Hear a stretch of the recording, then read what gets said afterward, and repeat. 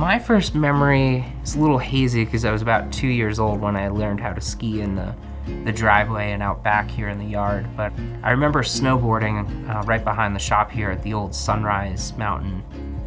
Growing up at the shop was probably one of the most unique and fun experiences of my life. A lot of our managers felt like my older sisters and brothers. It always felt like one really big family. Every day we'll come into the shop, get through that morning rush, and somewhere around 11 or 12, I'll be able to head up to the mountain for 2 or 3 hours. Growing up and skiing and riding with my family was amazing.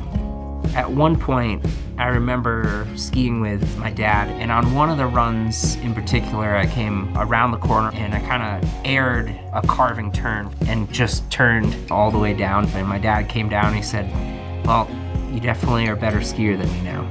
And I remember that was pretty awesome because my brother was right on my tails, crissing and crossing every turn. So yeah, that was a pretty good memory.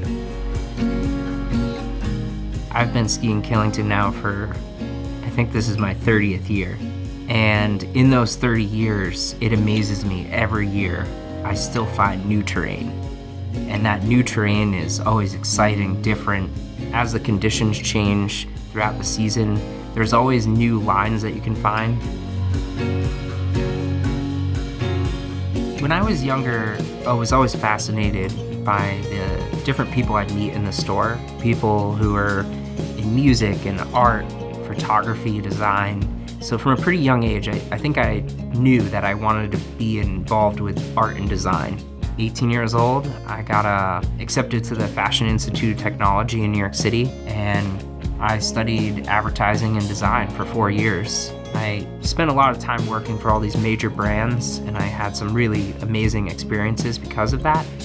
I think what I realized every single weekend I was trying to get out of New York City and get outside.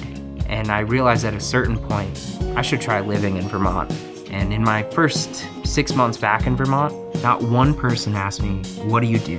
Everyone asked me, "What do you like to do?" And that simple twist of words was really special to me. People here are actually interested in getting outside and doing things. I think that was really refreshing and started to make me feel like I was becoming part of the Killington community again. When I have friends who visit from New York City and Boston and all over the country, I like to take them and show them, kind of the real Vermont is what I call it. You feel like you're not just at a ski mountain. You're in a place where people live and work and create, and it's pretty incredible.